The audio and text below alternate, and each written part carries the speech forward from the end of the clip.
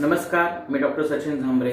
आता तुम्हाला लक्ष्मी प्राप्तीचा घरगुती एक उपाय सांगतो, कारण की बरेच जण आपण लक्ष्मीच्या उपायासाठी खूप जण तोडगे पोटल्या वगैरे बरेच काय एकदम छोटासा उपाय घरगुती।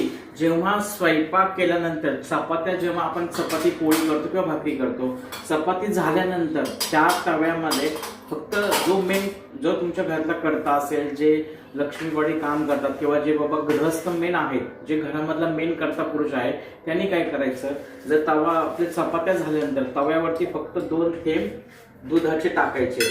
जेव्हा तुम्ही चपाती किंवा पोळी झाल्यानंतर सगळ्यात शेवटी, आणि तिथून टाकल्यानंतर परत तुम्ही 2 थेंब तव्यानंतर जे घ्याची शेड तिथे 2 थेंब फक्त दुधाचे टाकायचे।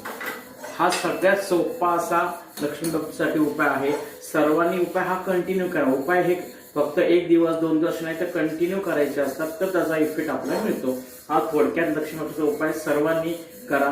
तर स्त्रियांनी सुद्धा, घरातल्या स्त्रियांनी सुद्धा 2 थेंब टाकले तरी चालेल, पण मेन जो घरातला कर्ता पुरुष असतो त्यांनी त्या तव्यावरती गॅस आपल्या चपाती संपल्यानंतर, शेवटच्या चपाती झाली की त्याच्यावरती 2 थेंब दुधाचे टाकायचे। धन्यवाद।